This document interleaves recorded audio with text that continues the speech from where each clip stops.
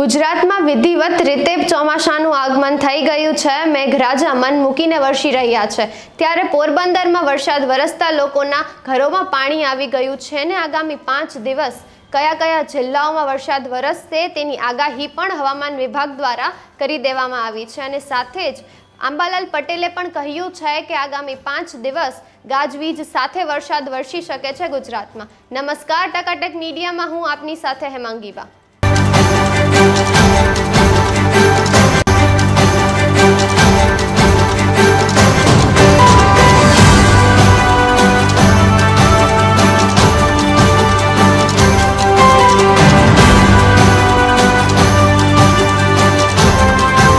રાજ્યોમાં વિવિધ જગ્યાઓમાં વરસાદનો માહોલ છે, ત્યારે લોકોને ગરમીમાંથી છુટકારો પણ મળી ગયો છે। ત્યારે આજે એટલે કે 16 જૂનના વહેલી સવારથી પોરબંદરમાં વરસાદ વરસી રહ્યો હતો, ત્યારે 4 કલાકની અંદર 2.5 ઇંચ જેટલો વરસાદ ખપકી ગયો અને લોકોના ઘરમાં પાણી પણ ઘૂસી ગયા, ત્યારે લોકોને ભારે નુકસાન પણ થયો છે। ત્યારે છેલ્લા 24 કલાકની અંદર 13 જિલ્લાઓમાં વરસાદ વરસ્યો કે જેમાં ભાવનગર અને અમરેલીની અંદર વધારે વરસાદ વરસ્યો હતો। એ ઉપરાંત રાજકોટ, નવસારી, તાપી, ડાંગ, ભરૂચ, વલસાડ, સુરત, જામનગર, મોરબી, આણંદ અને છોટાઉદેપુરમાં પણ વરસાદ વરસ્યો હતો।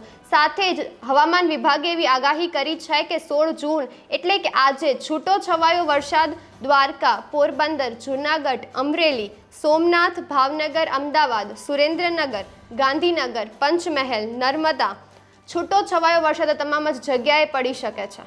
આગામી 5 દિવસ કયા કયા જિલ્લાઓમાં વરસાદ પડી શકે છે? હવામાન વિભાગની આગાહી મુજબ એટલે કે 17 જૂનથી લઈને 21 જૂનની વચ્ચે 17 જૂનના ગાંધીનગર, અમદાવાદ, સુરેન્દ્રનગર, કચ્છ, રાજકોટ, પોરબંદર, જૂનાગઢ, સોમનાથ, અમરેલી, ભાવનગર, સુરત, તાપીના તમામ જ જિલ્લાઓમાં ભારે વરસાદ પડી શકે છે અને સાથે જ 18 જૂનના જૂનાગઢ, સોમનાથ, ભાવનગર, અમરેલી, અમદાવાદ, ગાંધીનગર, આણંદ, વડોદરા અને સુરતમાં ભારે વરસાદ પડી શકે છે।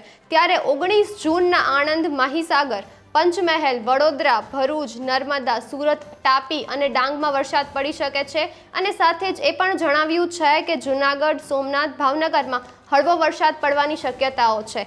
ત્યારે 20 અને 21 જૂનના વડોદરા, ભરૂચ, નર્મદા, સુરત, તાપી, નવસારી અને વલસાડમાં વરસાદ પડવાની પૂરેપૂરી શક્યતાઓ છે। હવામાનને પારખતા માણસ એટલે કે અંબાલાલ પટેલે પણ આગાહી કરી છે કે રાજ્યના વિવિધ ભાગોમાં છૂટો છવાયો વરસાદ તો પડશે, પરંતુ 17 થી લઈ અને 22 જૂનની વચ્ચે ભારે પવન સાથે ગાજવીજ સાથે વરસાદ પડશે અને સાથે જ એ પણ જણાવ્યું છે કે મોટા મોટા વૃક્ષ ધરાશાયી થઈ શકે છે અને કાચા મકાનના છાપરા પણ ઉડી શકે છે। આવી જ ટકાટક ન્યૂઝ માટે જોડાઈ રહો ટકાટક મીડિયા સાથે। નમસ્કાર।